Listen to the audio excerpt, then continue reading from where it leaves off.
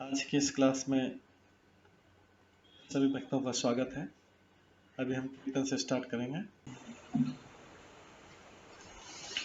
जय राधा माधव कुंज बिहारी, जय राधा माधव कुंज बिहारी, जय गोपीजन वल्लभ गिरिवर धारी, जय गोपीजन वल्लभ गिरिवर धारी, यशोदानंदन व्रज जनरंजन, यशोदानंदन व्रज जनरंजन, यमुना तीरावनचारी,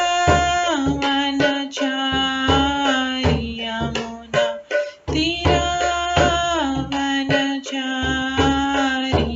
जय राधा माधव कुंज बिहारी, जय राधा माधव कुंज बिहारी, हरे कृष्णा कृष्णा कृष्णा हरे हरे, हरे राम राम राम हरे हरे, हरे कृष्णा कृष्णा कृष्णा हरे हरे, हरे राम राम राम हरे हरे,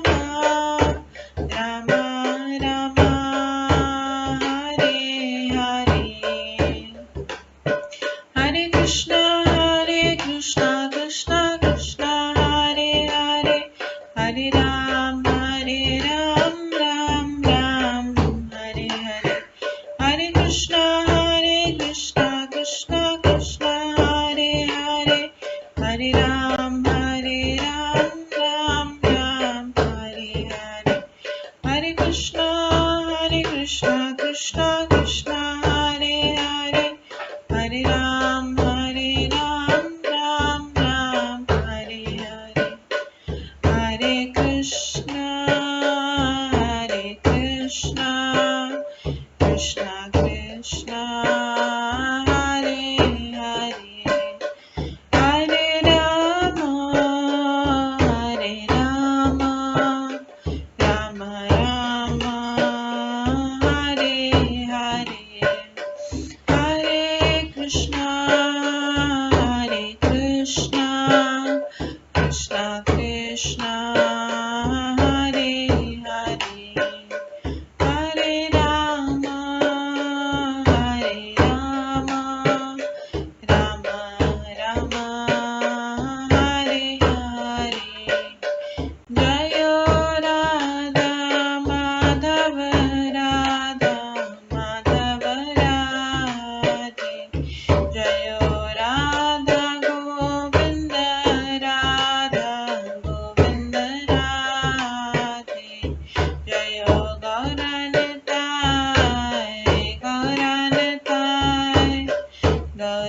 गौरनताय जय गौरनताय, जय जय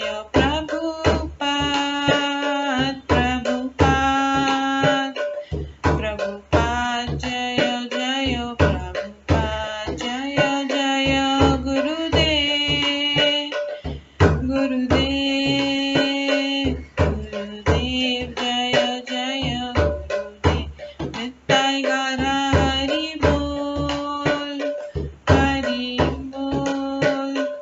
हरि बोल नित्य गौर हरि बोल। गौर प्रेमानंदे हरि हरि बोल। हरे कृष्णा। आज की इस क्लास में सभी भक्तों का स्वागत है। हम मंगलाचरण से स्टार्ट करेंगे।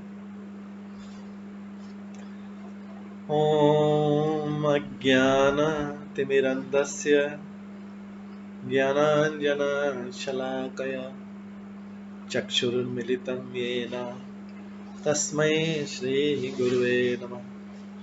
श्रीचैतन्यमनोभीष्टं स्थापितं येन भूतले स्वयं रूप कदा मह्यं ददाति स्वपदान्तिकम्। वन्देऽहं श्रीगुरो श्रीयुतपदकमलं श्रीगुरुं वैष्णवांश्च श्रीरूपं साग्रजातं सहगण रघुनाथान्वितं तं सजीवं साद्वैतं सावधूतं परिजनसहितं कृष्णचैतन्यदेवं श्रीराधाकृष्णपादान् सहगण ललिता श्रीविशाखान्वितांश्च नमो विष्णुपदाय कृष्णपृष्ठाय भूतले श्रीमते भक्तिवेदांत स्वामिन्निति नामिने। नमस्ते सरस्वती देवे गौरवाणी प्रचारिणे निर्विशेष शून्यवादी पाश्चात्य देशतारिणे। वाञ्छाकल्पतरुभ्यश्च कृपा सिन्धुभ्येव च पतितानां पावनेभ्यो वैष्णवेभ्यो नमो नमः। जय श्री कृष्ण चैतन्य प्रभु नित्यानंद श्री अद्वैत गदाधर शिवासादि गौर भक्तवृंद। हरे कृष्णा कृष्णा कृष्णा हरे हरे, हरे राम राम राम हरे हरे। ओम नमो भगवते वासुदेवाय। ओम नमो भगवते वासुदेवाय। ओम नमो भगवते वासुदेवाय। नारायणं नमस्कृत्य नरं चैव नरोत्तमं देवीं सरस्वतीं व्यासं ततो जयमुदीरये। नष्टप्रायेषु भद्रेषु नित्यं भागवत सेवया भगवते उत्तम श्लोके भक्तिर्भवति नैष्ठिकी। कृष्णाय वासुदेवाय देवकी नंदनाय च नन्दगोपकुमाराय गोविन्दाय नमो नमः। सर्ववेदान्तसारमे श्रीभागवतम् इष्यते तद्रसामृतात् नान्यत्र स्याद्रति क्वचित्। आराध्यो भगवान् ब्रजेश कन्यस्तनधाम वृन्दावन रम्या काचिदुपासना व्रजवधूवर्गेण या कल्पिता। श्रीमद्भागवतं प्रमाणम् अमलं प्रेम कुमार्थमः श्रीचैतन्य महाप्रभुमतम् इदं तत्रादरो न परम्। मूकं करोति वाचालं पङ्गुलङ्घयते गिरिं यत्कृपातमहं वन्दे परमानन्दमाधवम्। हरे कृष्णा।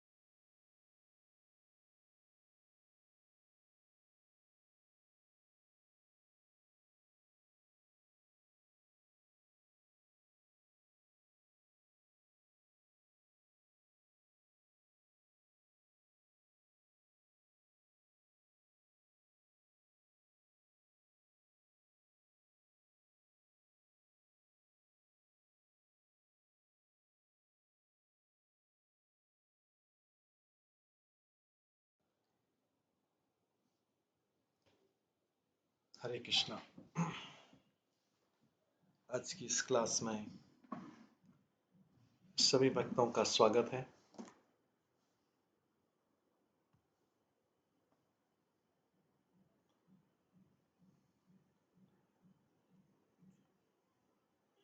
कल हम श्रवण कर रहे थे मैत्रेय विदुर संवाद, जिसमें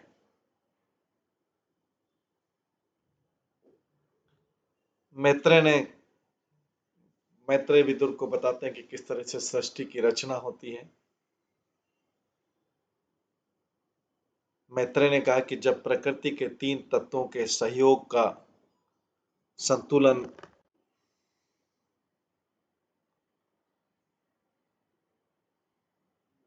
जीवात्मा की अदृश्य क्रियाशीलता, महाविष्णु तथा काल शक्ति के द्वारा विक्षुब्ध हुआ तो समग्र भौतिक तत्व उत्पन्न हुए।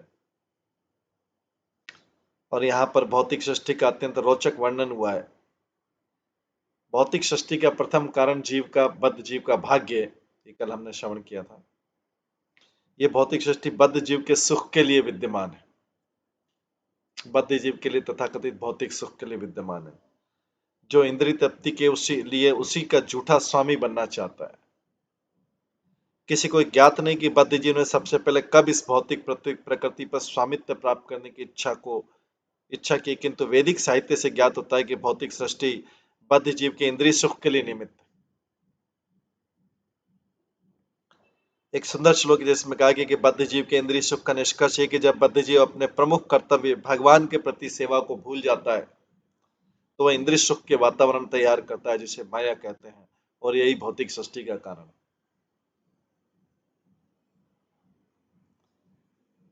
इस श्लोक में एक अन्य शब्द दुर्वृत्त किरण भी प्रयुक्त है। कोई यह तर्क नहीं कर सकते कि कब और कैसे बद्ध जीव को इंद्रिय सुख की इच्छा हुई, किंतु इसका कारण तो होना ही चाहिए। भौतिक प्रकृति ही बद्ध जीव के इंद्रिय सुख के लिए निमित्त वो वातावरण है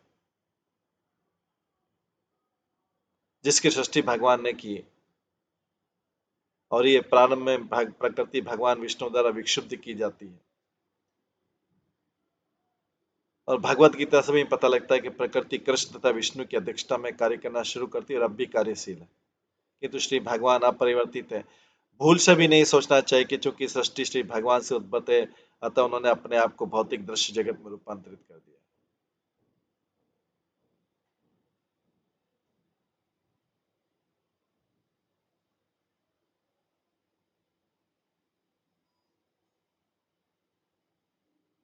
किंतु वैदिक ग्रंथों से पता लगता है कि बद्ध जीव अपने भाग्य का निर्माता स्वयं है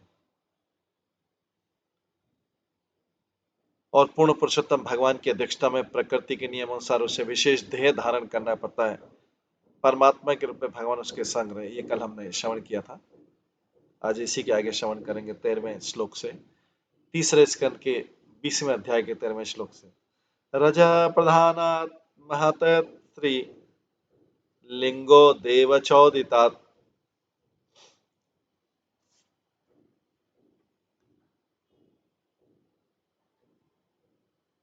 जात ससर्ज भूतादि वियत आदिनी पंचशः। जीव के भाग्य की प्रेरणा से रजोगुण जो है प्रधान महत्त्व से 3 प्रकार का अहंकार उत्पन्न होता है। जीव के भाग्य की प्रेरणा से रजोगुण प्रधान, ये महत्त्व जो है रजोगुण प्रधान है। इससे 3 प्रकार का अहंकार उत्पन्न होता है। फिर अहंकार से 5वां तत्वों के अनेक समूह उत्पन्न होते हैं। तात्पर्य में आद्य प्रकृति में 3 गुण होते हैं, जिनसे 5वां तत्वों के 4 समूह उत्पन्न होते हैं। प्रथम समूह तात्विक है, जिसमें पृथ्वी जल अग्नि वायु आकाश है। 5 तत्वों का दूसरा समूह तन्मात्र कहलाता है, जिसमें सूक्ष्म तत्व ध्वनि स्पर्श रूप स्वाद गंध का बोध होता है। तीसरा समूह 5 ज्ञानेन्द्रिय आंख नाक कान जीभ तथा त्वचा का, और चौथा समूह 5 कर्मेंद्रिय जीभ हाथ पांव गुदा तथा लिंग का है।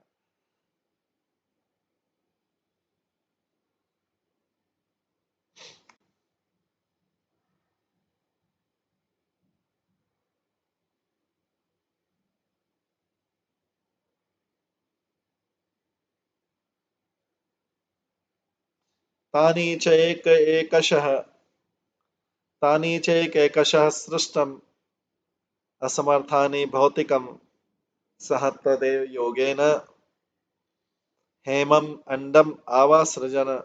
अलग अलग रहकर ब्रह्मांड की रचना करने में असमर्थ होने के कारण वे परमेश्वर की शक्ति के संयोग से संगठित हुए और फिर एक चमकीले अंडे का सृजन करने में सक्षम हुए।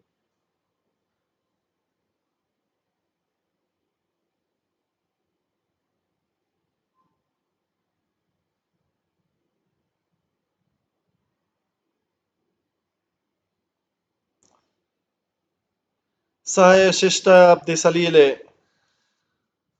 अंडे कोशोनरात्मक साग्रमः वे वस्त्र सहस्त्रम अन्वा वात्सित तमाश्वर।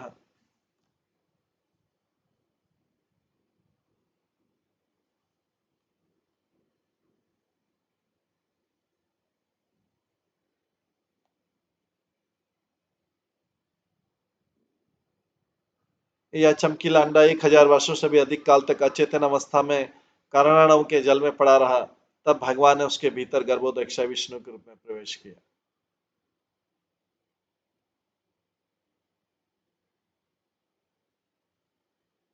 इस श्लोक से प्रतीत होता है कि सभी ब्रह्मांड कारणाओं में तैर रहे हैं। तस्य नाभे भूतपद्म सहस्त्र अर्कुरुदीधति सर्वजीव निकायक यत्र स्वयं अभूत स्वराट। गर्भोदक्षाय भगवान विष्णु की नाभि से हजारों सूर्यों की दीप्ति सदृश प्रकाशमान एक कमल पुष्प प्रकट हुआ।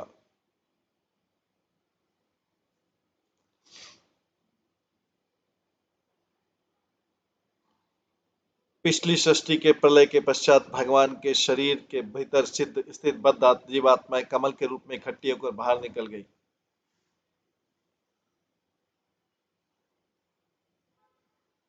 पिछली सृष्टि के प्रलय के पश्चात भगवान के शरीर के भीतर स्थित बद्ध जीवात्माएं कमल के रूप में इकट्ठी होकर बाहर निकल गई। इसे हिरण्यगर्भ कहते हैं।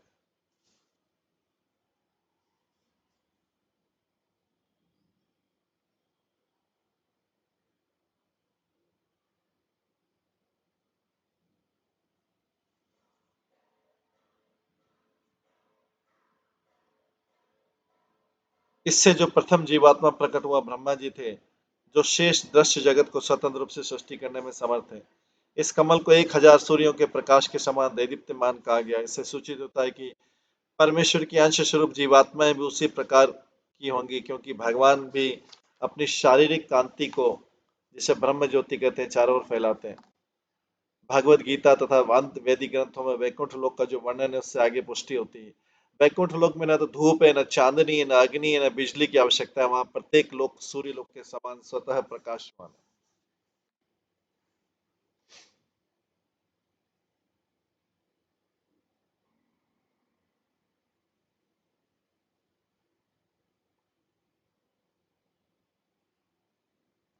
स अनुविष्ट भगवता यशेते सलिलाशये लोक संस्थाम यथा पूर्वम निर्ममे संस्थया स्व।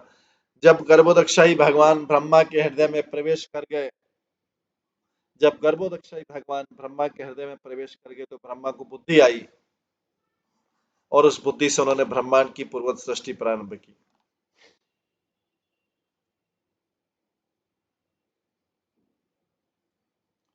किसी काल विशेष में करुणदक्षा भगवान विष्णु कारण सागर में शयन करते हैं और अपने श्वास से किसी काल विशेष में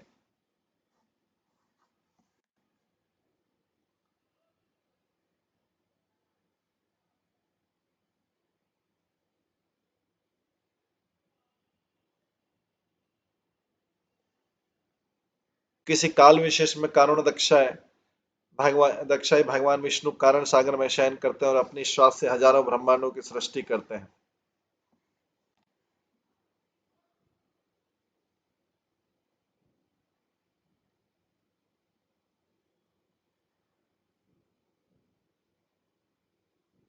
तब वे प्रत्येक ब्रह्मांड में गर्भोदक्षा विष्णु के रूप में पुनः प्रवेश करते हैं और अपने पसीने से प्रत्येक ब्रह्मांड के अर्धांश को भर देते हैं।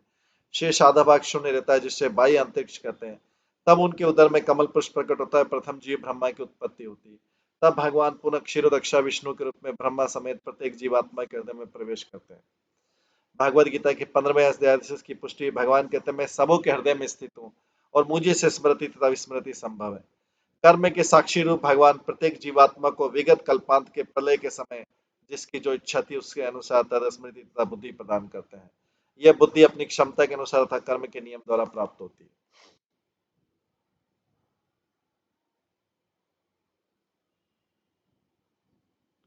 ब्रह्मा प्रथम जीवात्मा और भगवान ने उन्हें रजोगुण का अधिकारी बनाया।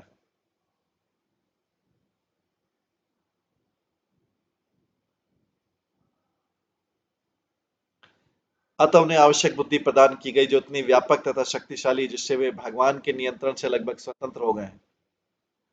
जिस प्रकार से उच्च पद वाला मैनेजर किसी संस्थान के मालिक के समान ही स्वतंत्र होता है, उसी प्रकार यहाँ ब्रह्मा को स्वतंत्र बताया गया है, क्योंकि ब्रह्मांड को वश में रखने वाले भगवान के प्रतिनिधि के रूप में वे पूर्ण पुरुषोत्तम भगवान के समान ही शक्तिमान तथा स्वतंत्र है।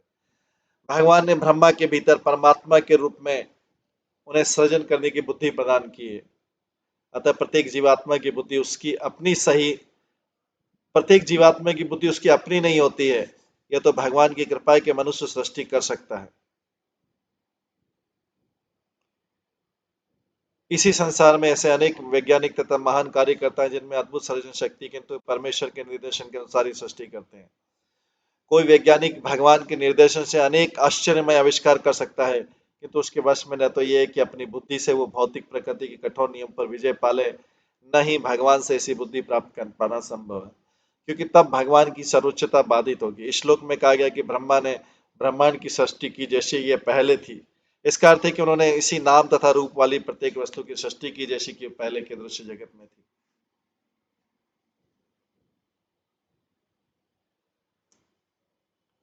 ससर्ज छाया विद्याम पंच परमाणम अग्रतः तामिस्त्रम अंधतामिस्त्रम तम तमस मोह मोह महात महात तम। ब्रह्मा ने सबसे पहले अपनी छाया से बद्ध जीवों के अज्ञान के आवरण को उत्पन्न किया।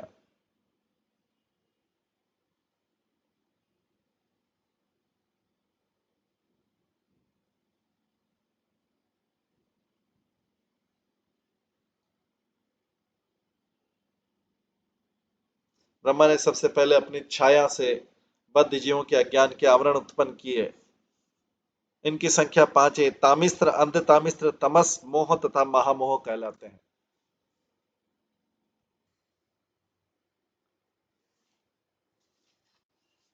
तात्पर्य, इस भौतिक संसार में इंद्रिय तृप्ति के उद्देश्य से जो बद्ध जीवात्मा आती हैं, वो प्रारंभ में 5 विभिन्न दशाओं से आच्छादित रहती है। पहली दशा है तामिस्त्र कोश अर्थात क्रोध।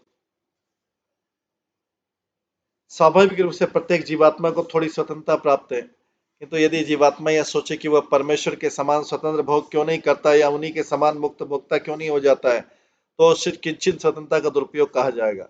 उसका अपना इस स्वाभाविक स्थिति को भूलने का कारण है क्रोध या द्वेष है।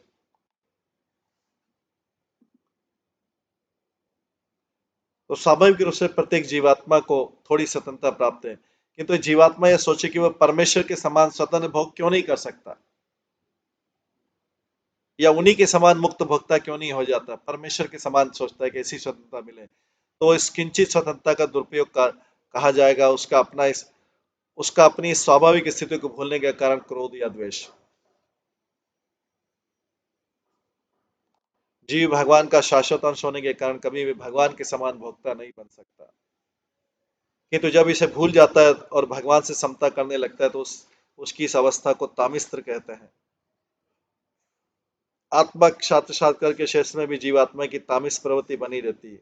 इस भौतिक जीवन के बंधन से छुटकारा पाने का प्रयत्न करते हैं अनेक लोग परब्रह्म से तादात्म्य होना चाहते हैं। उनके दिव्य कर्मों में भी ये तामिस्त्र की निम्न प्रवृत्ति बनी रहती है। दूसरा, अंध तामिस्त्र में मृत्यु को परम अंत माना जाता है। नास्तिक सामान्य रूप से सोचते हैं कि शरीर ही आत्मा है और शरीर के अंत होते ही सब कुछ अंत हो जाता है। फलतः जब तक के शरीर है तब तक के भौतिक जीवन का आनंद उठाना चाहते हैं। उनका सिद्धांत इस प्रकार है कि जब तक जीवित रहो तब तक ठाट बाट से रहो, सभी प्रकार के पापों करते रहो और उन पर ध्यान मत दो। अच्छा अच्छा खाओ, मांग कर, उधार लेकर तथा चुरा कर पेट भरो, और यह न सोचो कि चुराने तथा मांगने से तुम पाप कर्मों के भागी होगे। इस भ्रांत धारणा को भूल जाओ, क्योंकि मृत्यु के बाद सब कुछ समाप्त हो जाएगा। अपने जीवन में जो कुछ है उसके लिए कोई उत्तरदायी नहीं है। इस नास्तिकतावादी विचारधारा से मानव सभ्यता विनष्ट हो रहा है, और ये नित्य जीवन के सातत्य का ज्ञान न होने के कारण।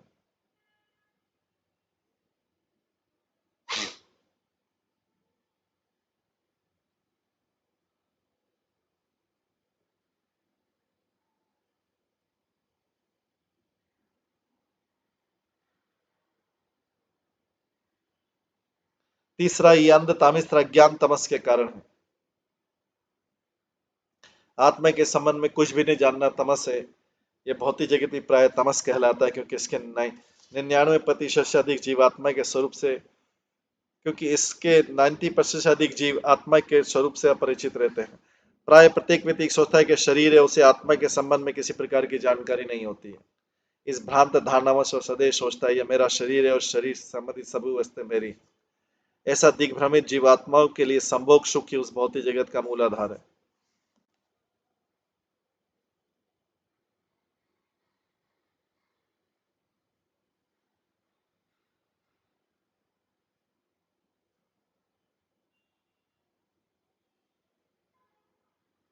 वस्तुतः इस भौतिक जगत में अज्ञानवश बद्ध जीव संभोग जीवन से निर्देशित होता है। जो ही उन्हें विषय वासना का अवसर प्राप्त होता है, वे तथाकथित घर, मातृभूमि, संतान, संपत्ति तथा ऐश्वर्य के प्रति आसक्त होते हैं। वस्तुतः इस भौतिक जगत में अज्ञानवश बद्ध जीव संभोग जीवन से निर्देशित होते हैं, और जो ही उन्हें विषय वासना का अवसर प्राप्त होता है, वे तथाकथित घर, मातृभूमि, संतान, संपत्ति तथा ऐश्वर्य के प्रति आसक्त होते हैं। जो जो ये आसक्ति बढ़ती जाती है, तो मोह भी बढ़ता जाता है, और इस प्रकार मैं तथा मेरा विचार की वृद्धि होती जाती है। और जब ये बढ़ता जाता है तो सारा संसार मोहग्रस्त हो जाता है, जिससे सांप्रदायिकता, समाज, परिवार तथा राष्ट्रों का जन्म होता है। वे एक दूसरे से झगड़ते रहते हैं। महामोह का अर्थ है भौतिक सुख के पीछे पागलपन रहना। विशेष रूप से इस कलयुग में प्रत्येक मनुष्य भौतिक सुख के साज सामग्री संग्रह करने के पीछे दीवाना रहता है। ये परिभाषा विष्णु पुराण में सुंदर ढंग से दी गई, जैसे तमो विवेको तमो विवेको मोह चाद अंतःकरण विभ्रम महामोहस्तु विज्ञेयो ग्राम्य भोग सुखे क्षण मरणम ही अंध तामिस्त्रम तामिस्त्रम क्रोध उच्यते अविद्या पंच परवेशा प्रादुर्भूता महात्मना।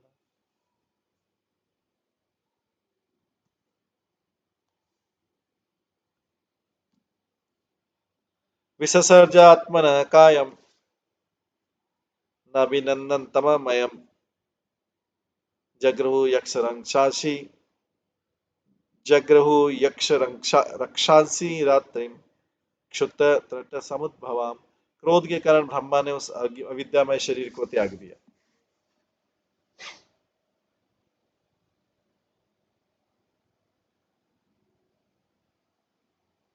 क्रोध के कारण ब्रह्मा ने उस अविद्यामय शरीर को त्याग दिया।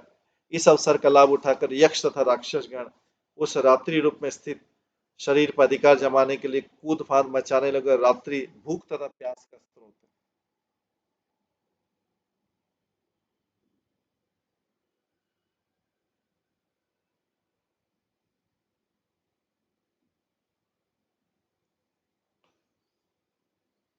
क्षुततुभ्याम उपसृष्टा क्षततुभ्याम उपसृष्टास्ते तम जगधुम अभिद्रुद्रवो मां रक्षत एनम जगस्थम इति ऊंचू क्षुत्थट अर्दिता। भूख तथा प्यास से अभिभूत होकर वे चारों ओर से ब्रह्मा को खा जाने के लिए दौड़े और चिल्लाए, उसे मत छोड़ो, उसे खा जाओ।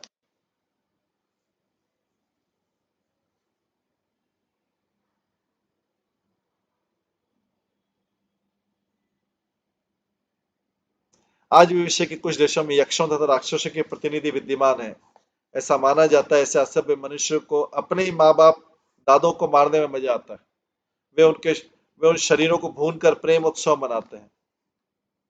ऐसे अभ्य मनुष्य को अपने ही बाप दादों को मारने में, उनको मार के उनको भून के खाते हैं।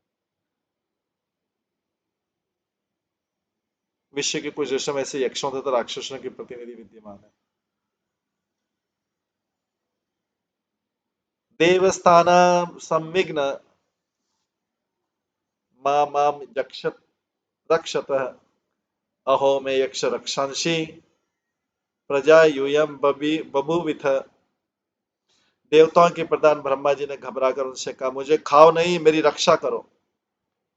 तुम मुझसे उत्पन्न और मेरे पुत्र हो चुके हो, तुम लोग यक्ष तथा राक्षस हो। ब्रह्मा के शरीर से उत्पन्न असुर यक्ष तथा राक्षस कहलाए। उनमें से कुछ चिल्लाए कि ब्रह्मा को मारकर खा जाओ, और कुछ ने कहा रक्षा मत करो। जिन्होंने कहा था ब्रह्मा को खा जाओ, वे यक्ष कहलाए, और जिन्होंने कहा इसकी रक्षा मत करो, वे राक्षस अर्थात मानव पक्षी कहलाए। यक्ष तथा राक्षस दोनों ब्रह्मा की आदि सृष्टि है, और आज भी असभ्य मनुष्यों का प्रतिनिधित्व करते हैं, और वे सारे संसार में फैले हुए हैं। वे तमोगुण से उत्पन्न आते हैं, अपने आचरण के कारण वे राक्षस अर्थात मानव पक्षी कहलाते हैं।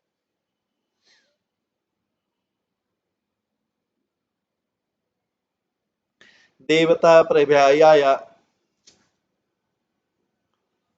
दिव्यन प्रमुखता सृजत ते वहार्षु देवन ते आहार्षु देवयंतः विसृष्टाम ताम प्रभामह। तब उन्होंने प्रमुख देवताओं की सृष्टि की जो सात्विक प्रभा से चमचमा रहे थे। तो पहले उन्होंने जो शरीर से रचना की, वो क्रोध के कारण ब्रह्मा ने उस अविद्यामय शरीर को त्याग दिया, और इस शरीर के उससे यक्ष और राक्षस गण बने।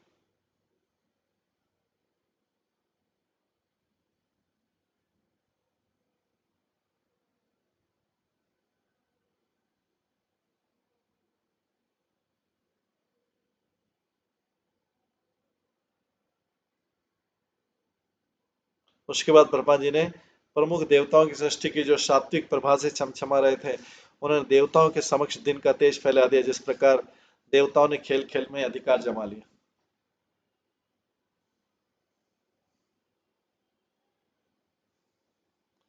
तात्पर्य, रात्रि की सृष्टि के साथ असुर और दिन की उत्पत्ति के साथ देवता उत्पन्न हुए। दूसरे शब्दों में यक्ष तथा राक्षस जैसे असुर अविद्या के गुण से, देवता अविद्या के गुण से, और देवता सात्विकता के गुण से उत्पन्न हुए।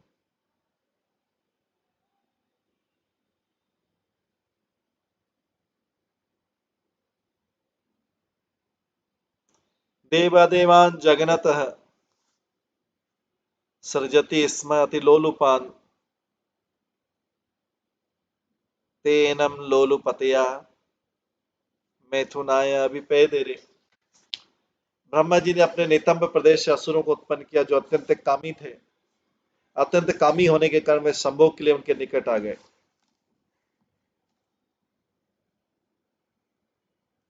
विषय जीवन इस भौतिक संसार की आधार भूमि है। यहाँ पर यही दोहराया जाता है कि असुर विषय वासना के अत्यंत प्रेमी होते हैं। जो विषय वासना से जितना मुक्त होगा, वो उतना ही देवत्व के स्तर की ओर अग्रसर होगा, और जिसका काम वासना के प्रति जितना ज्यादा झुकाव होता है, उतना ही आसुरी जीवन की अधोगति को प्राप्त होता है।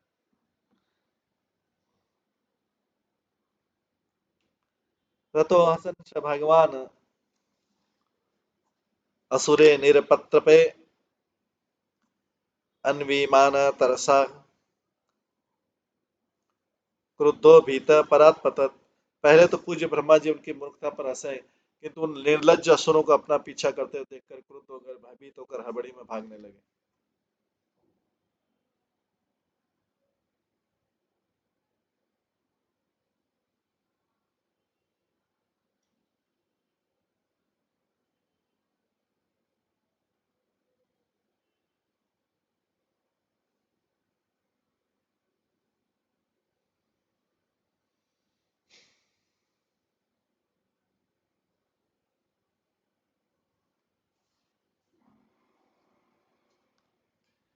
विषयी असुरों को अपने पिता के प्रति भी आदर भाव नहीं रह जाता। अतः ब्रह्मा जैसे साधु पिता के लिए सबसे अच्छी नीति है कि ऐसा असुर पुत्रों का परित्याग कर दे। सह उपवर्ज्य वरदम प्रपन्ना आरती हरिम प्रपन्ना आरती हरम हरिम अनुग्रहाय भक्ता नाम अनुरूप आत्मदर्शनम। वे भगवान श्री हरि के पास पहुंचे, जो समस्त वरों को देने वाले तथा अपने भक्तों एवं चरणों की शरण ग्रहण करने वालों की पीड़ा को हरने वाले हैं। वे अपने भक्तों की तुष्टि के लिए असंख्य दिव्य रूपों में प्रकट होते हैं।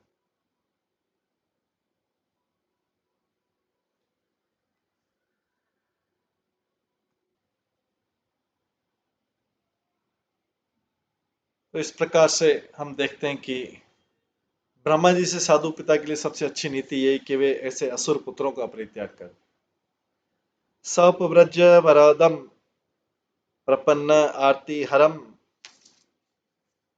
हरिम अनुग्रहाय भक्तानाम अनुरूप आत्मदर्शनम। वे भगवान श्री हरि के पास पहुंचे जो समस्त वरों को देने वाले तथा अपने भक्त एवं चरणों की शरण ग्रहण करने वालों की पीड़ा को हरने वाले हैं। वे अपने भक्तों की तुष्टि के लिए असंख्य दिव्य रूपों में प्रकट होते हैं। भक्तानाम अनुरूपात्म दर्शनम शब्दों का अर्थ है कि भक्तों की इच्छा रूप भगवान अपने विविध रूपों में प्रकट होते हैं। उदाहरण हनुमान जी वज्रांग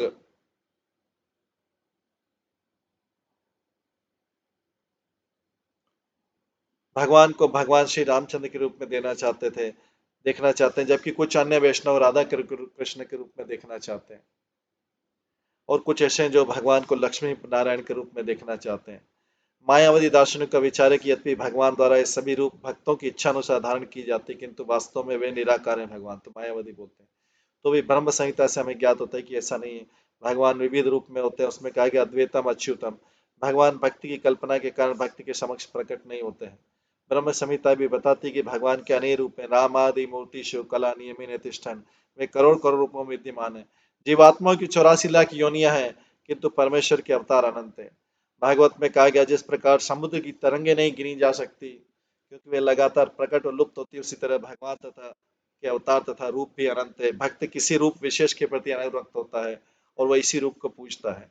हम इस ब्रह्मांड में उनके आदि वराह की चर्चा भी कर चुके हैं। ऐसे अनेक ब्रह्मांड है, इनमें से किसी एक में वराह रूप संप्रति विद्यमान होगा। भगवान के समस्त रूप नित्य हैं। यह तो भक्त की रुचि पर निर्भर करता है कि वो भगवान की किस रूप की पूजा करता है। रामायण के एक श्लोक में राम के परम भक्त हनुमान कहते हैं, मैं जानता हूं भगवान के सीताराम तथा लक्ष्मी नारायण रूपों में कोई अंतर नहीं, तो भी मेरा अनुराग प्रेम राम तथा सीता के रूप में घुल मिल गया है। अतः मैं भगवान के प्राण तथा सीता के रूप में दर्शन करना चाहता हूँ। इस प्रकार गौड़ी वैष्णव राधा कृष्ण और द्वारकावासी कृष्ण और रुक्मणी के रूपों में प्रेम करते हैं। भक्तानाम अनुरूपात्म दर्शनम शब्दों का अर्थ भगवान उसे उस विशेष रूप में दर्शन देते हैं जिस रूप में भक्त उनकी पूजा और सेवा करना चाहते हैं। इस श्लोक में बताया गया ब्रह्मा जी भगवान हरि के पास पहुंचे। भगवान का एक क्षीरोदक्षा विष्णु रूप है। जब कभी कोई संकट आता है और ब्रह्मा जी को भगवान के पास जाना पड़ता है तो ब्रह्मा जी क्षीरोदक्षा विष्णु के पास ही पहुंच सकते हैं।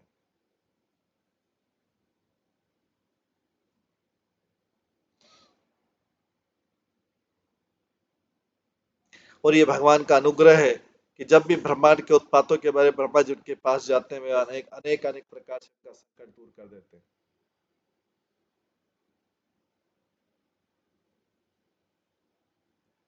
पाहि मां परमात्मन पाहि मां परमात्मन ते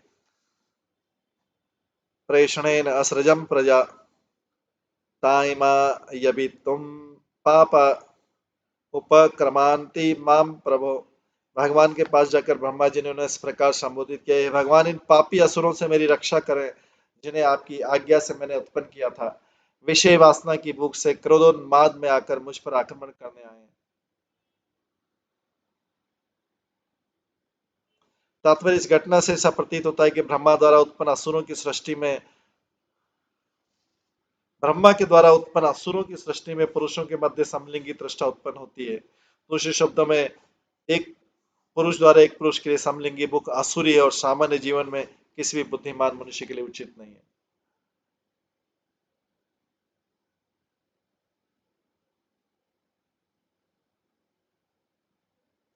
त्वमेक किल लोकानां क्लिष्टानां क्लेशनाशनः त्वमेक क्लेशद तेषां अन्नासनः पदां तव। हे भगवान केवल आप ही दुखियों के कष्ट दूर करने और आपके चरणों की शरण में न आने वालों को यातना देने में समर्थ।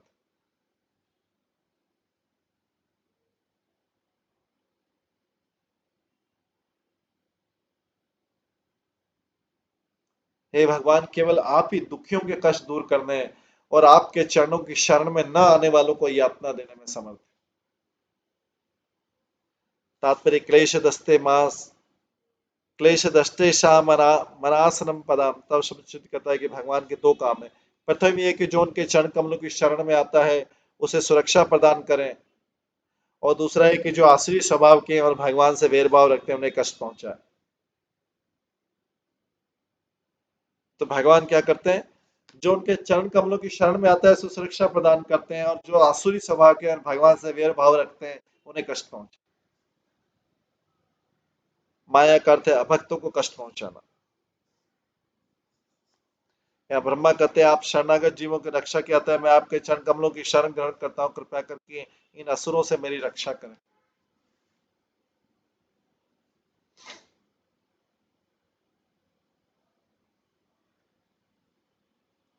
सवर्धाय यस्य कार्पण्यम विविक्ता अध्यात्म दर्शन विमुच्य आत्मतनम घोराम इति उक्त विमोच। सबों के मनों को स्पष्ट रूप से देख सकने वाले भगवान ने ब्रह्मा की वेदना समझ ली और वह उनसे बोले, तुम अपना यह अशुद्ध शरीर को त्याग दो। भगवान से आदेश पाकर ब्रह्मा ने अपना शरीर त्याग दिया।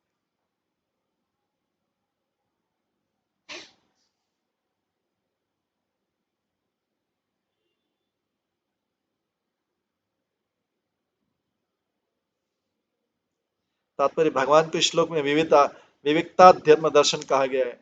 यदि कोई पराये दुख को पूर्ण रूप में बिना संदेह के देख सकता है तो स्वयं भगवान ही।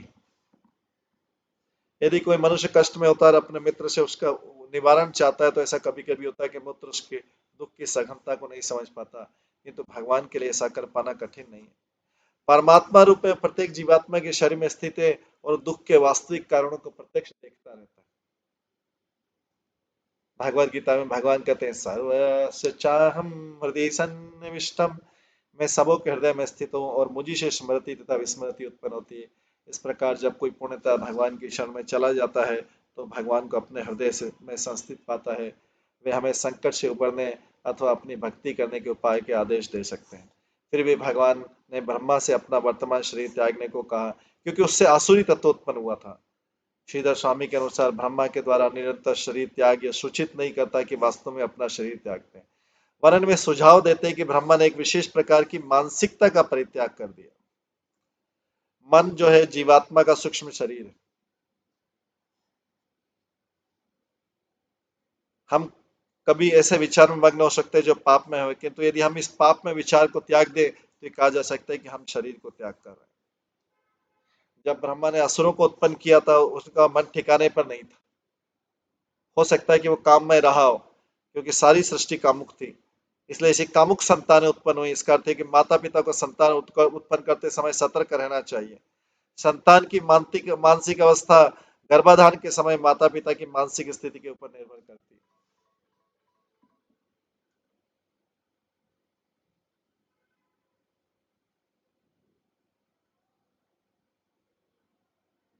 इसलिए वैदिक पद्धति में संतान उत्पत्ति के लिए गर्भधान संस्कार संपन्न किया जाता है। संतान उत्पन्न करने के पूर्व आतुर मन को शांत करना आवश्यक है।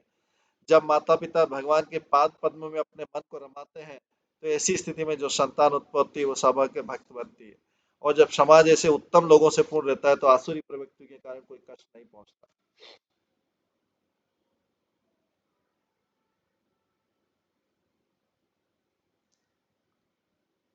आगे 29वें श्लोक में आता है, ताम पणत चरणाम भोजम मद विहल लोचनाम कांची कलाप बिलसतः दुकुल छन्न रोद सम। ब्रह्मा द्वारा परिक्त शरीर ने संध्या का रूप धारण कर लिया, जो काम को जगाने वाली दिन रात्रि की संधि वेला है। असुर असुर जो स्वभाव से कामुक होते हैं और जिनका रजोगुण प्राधान्य होता है उसे सुंदरी मान बैठे, और जिसके चरण कमलों से नूपुर की ध्वनि निकल रही थी, जिसके नेत्र मद से विस्तीर्ण थे और जिसकी कटी भाग महीन वस्त्र से ढका था और जिस पर मेखला चमक रही थी। तात्पर्य, जिस प्रकार प्रातःकालीन आत्मचिंतन की वेला है उसी प्रकार संध्या काम विषय वासना की वेला है। आसुरी पुरुष प्राय विषय सुख के लिए ललालित रहते हैं अतः संध्या का आना उन्हें प्रीति का लगता है।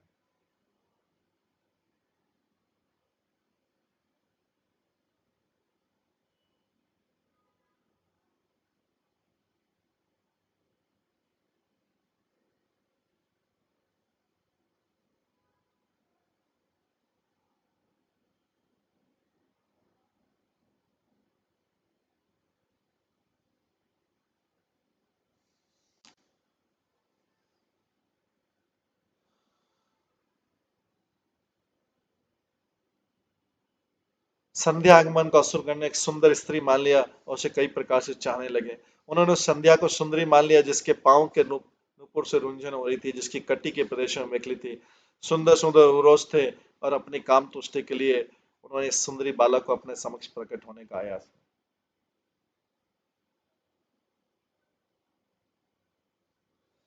अन्योन्य श्लेष यातुंग निरंतर पयधराम सुनासां सुद्विजाम स्निग्ध हास लीलावलोकनाम। एक दूसरे से सटे होने के कारण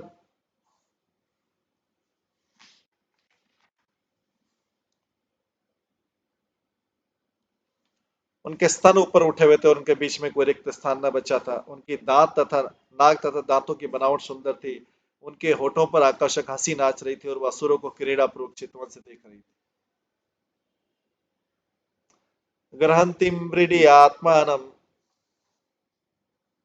नील अलक वरुथिनम उपलभ्य सुरा धर्म सर्वे समूह स्त्रियम।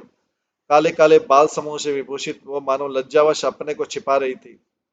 उस बालक को देखकर सभी असुर विषय वासना की भूख से मोहित हो गए। तात्पर्य असुरों तथा देवताओं में यही अंतर है कि सुंदर स्त्री असुरों के मन को आकर्षित कर लेती है, किंतु देव पुरुषों के मन को आकर्षित नहीं कर पाती। देव पुरुष ज्ञान से पूर्ण होता है, जबकि असुर अविद्या से। जिस प्रकार कोई शिशु किसी सुंदर गुड़िया के द्वारा आकर्षित उठता है, उसी प्रकार से एक असुर कम बुद्धिमान होने तथा विद्या से पूर्ण होने के कारण भौतिक सुंदरता से तथा विषय भोग की भूख से आकृष्ट होता है। देव पुरुष जानता है कि सुगढ़ वेशभूषा और उन्नत उरोज उठे नितंब सुंदर नासिका तथा सुंदर रूप का यह आकर्षण माया है। स्त्री में प्रदर्शित होने वाली सारी सुंदरता रक्त तथा मांस के संयोग से बनी होती। श्री शंकराचार्य ने ऐसे समस्त पुरुष को रक्त तथा मांस के संयोग के प्रति नहीं, वरन आध्यात्मिक जीवन के वास्तविक सौंदर्य के प्रति आकृष्ट होने का उपदेश दिया है। वास्तविक सौंदर्य तो कृष्ण और राधा है। जो मनुष्य उनके सौंदर्य से आकृष्ट हो चुका है, वह भौतिक जगत के मिथ्या सौंदर्य से आकृष्ट नहीं हो सकता। एक असुर तथा देव पुरुष अथवा भक्त में यही अंतर होता है। अहो रूपम अहो धैर्यम अहो अस्या नवम वय मध्ये कामे मध्ये कामय मानाम अकामा इव विसर्पति। असुरों ने उसकी प्रशंसा की। आह, कैसा रूप, कैसा अप्रतिमय धैर्य, कैसा उभरता यौवन। हम काम पीड़ितों के बीच में इस प्रकार की वार्तालाप चल रही है।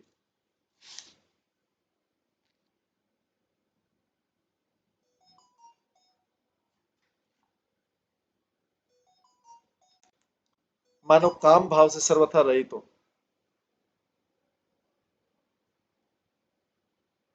असुरों ने उस स्त्री की प्रशंसा की। बोला, आह, कैसा रूप, कैसा प्रथम धैर्य, कैसा उभरता यौवन। हम काम पीड़ितों के बीच में इस प्रकार विचरी, मानो काम भाव से सर्वथा रहित हो। वितर्कयन्त बहुधाताम संध्याम प्रमदाकृतिम अभिसंभ्याय विषम्भ्रतात् पर्यप्रच्छन्न कुमेदश। तरुण स्त्री के रूप में प्रतीत होने वाली संध्या के विषय में अनेक प्रकार के तर्क वितर्क करते हुए दुष्ट बुद्धि असुरों ने उसका अत्यंत आदर किया और उसे प्रेम पूर्वक इस प्रकार बोले। काशी कस्य असिरंभोरु को वार्थस्ते अत्र भामिनी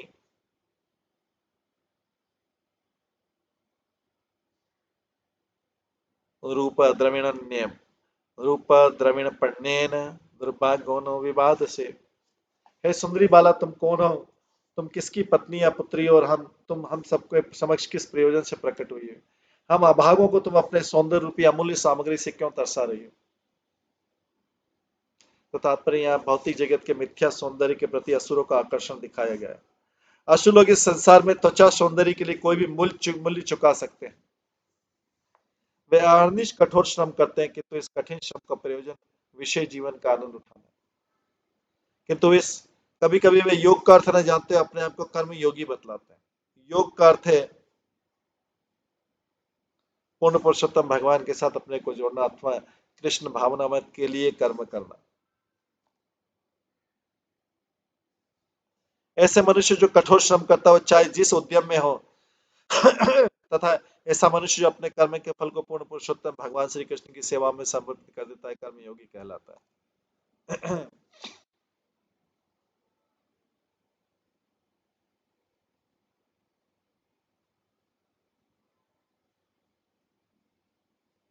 या वा काचित् त्वमबले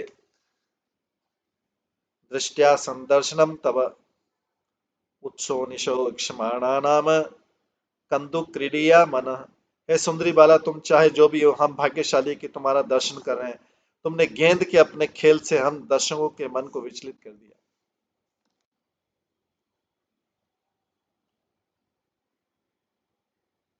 तात्पर्य, असुर लोग सुंदरी स्त्री की सुंदरता को देखने के लिए नाना प्रकार के आयोजन करते हैं।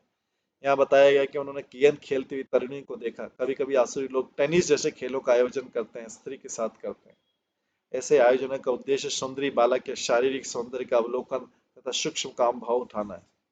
ऐसे ऐसे आसुरी काम प्रति को कभी कभी तथाकथित योगी भी बढ़ावा देते हैं, जो जनता को विभिन्न प्रकार से विषय जीवन के लिए प्रोत्साहित करते और विज्ञापित करते हैं कि यदि कोई उनके द्वारा तैयार किए गए मंत्र का ध्यान करेगा तो 6 महीने में ईश्वर बन सकता है।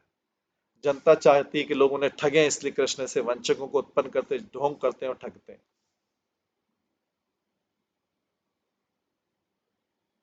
वे तथाकथित योगी योगियों के वेश में संसार में भोगी हैं, किंतु भगवत गीता की संस्तुति है कि यदि कोई जीवन का सुख उठाना चाहता है तो उन स्थूल इंद्रियों से नहीं उठा सकता।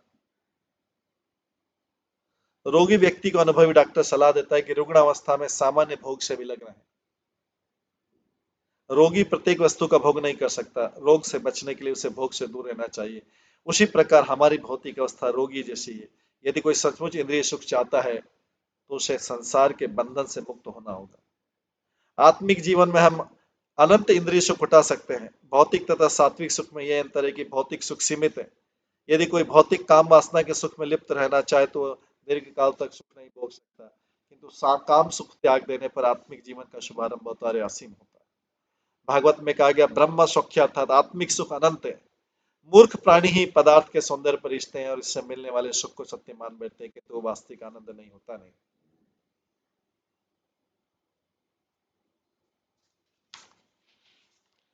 नैकत्र तेजयति शालिनि पाद पद्म ग्रन्थयामुः करतलेन पतपतंग मध्यम विषीदति भ्रत्स्तनभारभीतं शान्तेव दृष्टिर्मला सुशिखा समूह।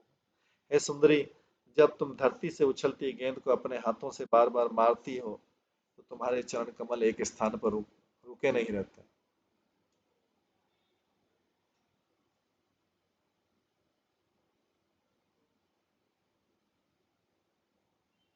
तुम्हारे पूर्ण विकसनों के भार से पीड़ित तुम्हारी कमर थक जाती है और स्वच्छ दृष्टि मंद पड़ जाती। कृपया अपने सुंदर बालों को ठीक से गूंथ तो लो।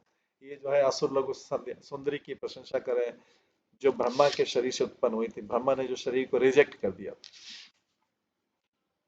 ब्रह्मा द्वारा परित्यक्त शरीर ने संध्या का रूप धारण किया, जो काम को जगाने वाली दिन रात की संधि वेला। तो असुरों को सुंदरी के प्रत्येक पग पर सुंदर हाव भाव दिखाई दे रहे थे। वहां पर वे गेंद खेलते समय उसके पूरी तरह उभरे उरोजों, बिखरे बालों तथा आगे आगे झुकने की गतियों की प्रशंसा करते। वे पद पद पर उसके स्त्री योचित सौंदर्य का आनंद लेते, तो इस प्रकार आनंद लेते हैं उनके मन काम वासना से उद्विग्न होते।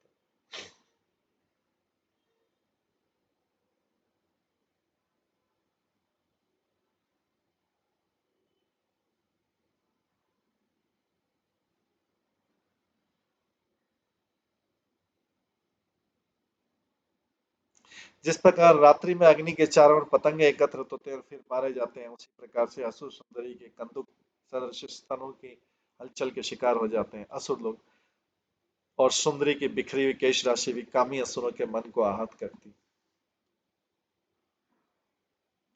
इति सायंतिम संध्याम असुरा प्रमदायितम प्रलोभयन्तीम जगृह प्रलोभयन्ती जगृह मत्वा मूढ़धीय स्त्रियम। जिनकी बुद्धि पर पर्दा पड़ चुका है, ऐसे असुरों ने संध्या को हाव भाव करने वाली आशक आकर्षक सुंदरी मानकर उसको पकड़ लिया। असुरों को मूढ़ दिए कहा गया, जिसका अर्थ है कि वे गधों की तरह जड़तावश मोहित हो गए। असुर लोग मिथ्या भौतिक रूप की प्रदीप्त सुंदरता पर मोहित होकर उसका आलिंगन करने लगे। प्रहस्य भाव गंभीरम जिग्रंत्या आत्ममानम आत्मना कांत्या ससर्ज भगवान गंधर्व अप्सरासाम गणान। तब गंभीर भाव बनी हंसी हंसते हुए पूज्य ब्रह्मा ने अपनी कांति से जो अपने सौंदर्य का मानो आप ही आस्वादन करती गंधर्वों अप्सराओं के समूह को उत्पन्न किया। उन्होंने अपने शारीरिक कांति से, फिर ब्रह्मा जी ने ये सब एक के बाद एक उत्पत्ति कर रहे हैं। पहले यक्ष राक्षस की उत्पत्ति, फिर असुरों की, अब जो है गंधर्वों और अप्सराओं के समूह की कर रहे हैं।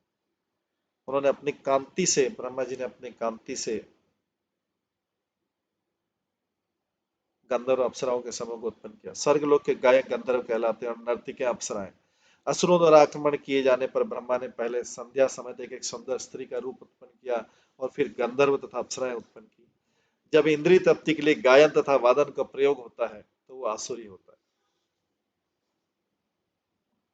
किंतु वही गायन वादन जब भगवान के कीर्तन के रूप में भगवान की स्तुति के लिए प्रयुक्त होता है तो वो दिव्य होता है। उससे ऐसा जीवन उत्पन्न होता है जो सर्वथा आत्मसुख ही हो।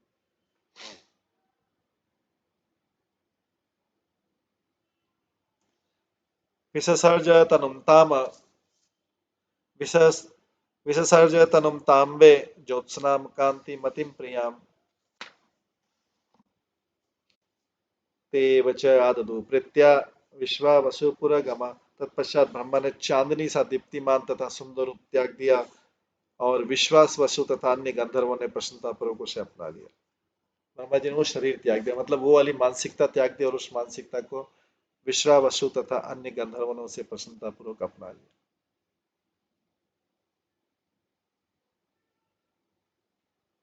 सृष्टा भूत पिशाचा न भगवान आत्मतंद्रिणा दिग्वास मुक्त केशान वीक्ष्य च अमिलियत दृशो। तब पूज्य ब्रह्मा ने अपनी तंद्रा से भूतों तथा पिशाचों को उत्पन्न किया, किंतु जब उन्हें नग्न एवं बिखरे बाल वाले देखा तो उन्होंने अपनी आंखें बंद कर ली। भूत तथा प्रेत भी ब्रह्मा की सृष्टि है, वे अवास्तविक नहीं, वो वास्तविक है। ये सब बद्ध जीवों को नाना प्रकार के कष्टों में डालने के साधन है।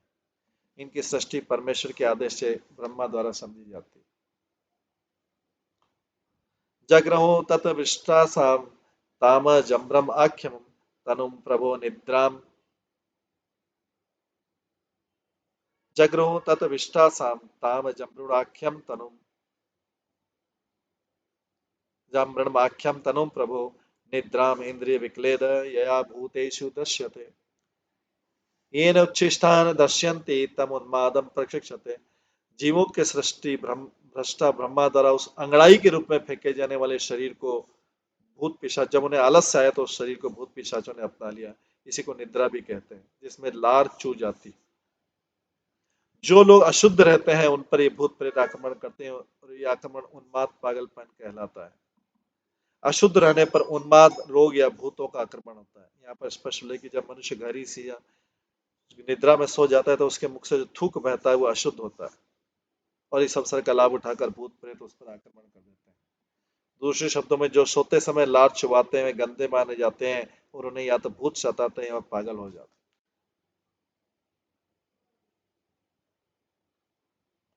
ऊर्जवंतम मन्यमान आत्मानं भगवानज साध्यान गणान पितृगणान परोक्षेण असृजत प्रभु। जीवात्मा के सृष्टा पूज्य ब्रह्मा ने फिर अपने आप को इच्छा तथा शक्ति से पूर्ण मानकर अपने अदृश्य रूप अपनी नाभि से साध्यों तथा पितरों के समूह को उत्पन्न किया। साध्य तथा पितृगण दिवंगत आत्माओं के अदृश्य रूप है। ये भी ब्रह्मा द्वारा उत्पन्न है।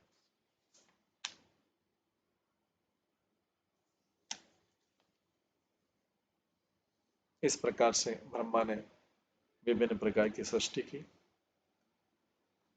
ये मैत्रेय जो है विदुर को संवाद, मैत्रेय विदुर अपने संवाद में बता रहे हैं कि किस प्रकार सृष्टि की जाती है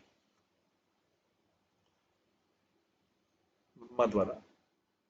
तो ये आज इसको हम सृष्टि की रचना को यहीं पे विराम देते हैं, और इसके आगे का जो है हम कल की क्लास में श्रवण करेंगे, इसके आगे की सृष्टि कैसे होती है। ये ब्रह्मा जी की सृष्टि चल रही है। राक्षस, यक्ष, भूत, पिशाच, प्रेत, फिर अभी पितृ, गंधर्व, गंधर्व पितृ आदि उत्पन्न करके धीरे धीरे आगे जो है उच्च कोटि के व्यक्ति उत्पन्न करेंगे। हरे कृष्णा। सभी भक्तों का बहुत बहुत धन्यवाद। सब भक्तों के लिए एक बार हरे कृष्ण महामंत्र का जप करते हैं।